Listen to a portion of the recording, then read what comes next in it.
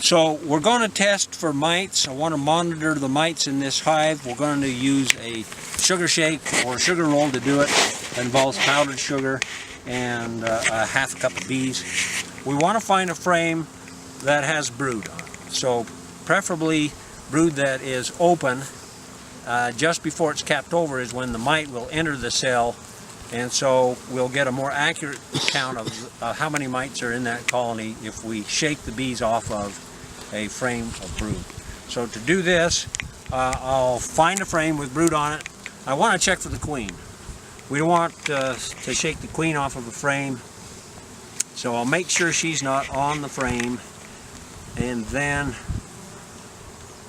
we'll take this frame and I'm going to shake the bees off of it into a container. I'll put this on top here so the bees that don't make it will go back in the hive.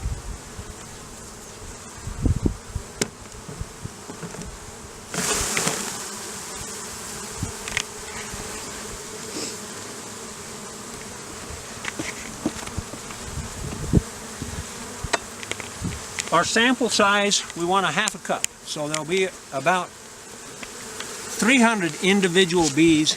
So I'm going to take a half a cup of bees, and I'm going to put it in. And how do you saute those? The recipe involves bees and powdered sugar. I'll put those in the cup, and then I'll put the lid back on. This is just a mason jar with the ring, and I have number 8 hardware cloth on here, so the bees can't get out, but the sugar and the mites can. I'll return the extra bee there to the hive. Cool. You just dumped them in? Yeah. And then I'm going to take powdered sugar. This isn't a critical measurement here, so we'll take a heaping tablespoon, a heaping hive tool, and we put the sugar in there and roll the bees around.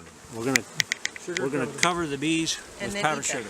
No? The reason we're doing this is it will cause the mites that are on the bees to dislodge. We'll let that sit for just a minute. Does that hurt the bees? So the reason we use powdered sugar is it won't hurt the bees.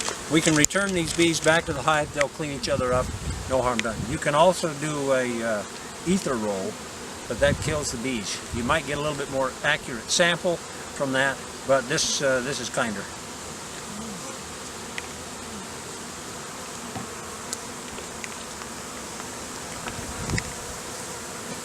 If you put the bees on a lighter colored surface, I turn the jar upside down, we'll shake the powdered sugar out and any mites that have fallen off the bees with it.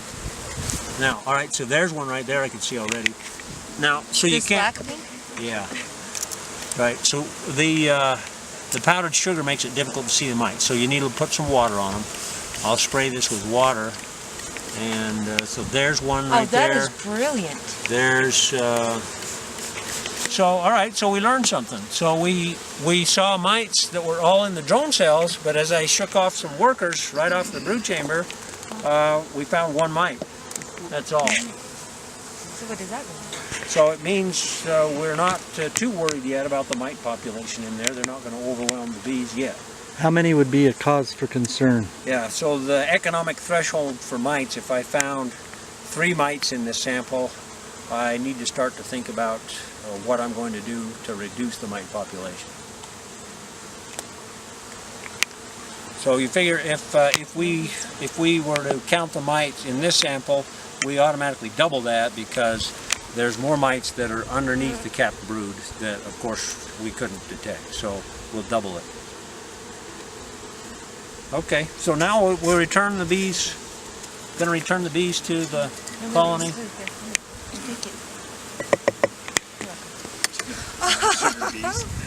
They'll clean each other up and be just fine, no harm done. So right now they're nasonobbing, they're disoriented, they don't know where they are, what's happened, so they're fanning their wings, partly to get that powdered sugar off, but also they're releasing a pheromone that says, hey, where are we? Where is everybody? What happened? Regroup, circle the wagons.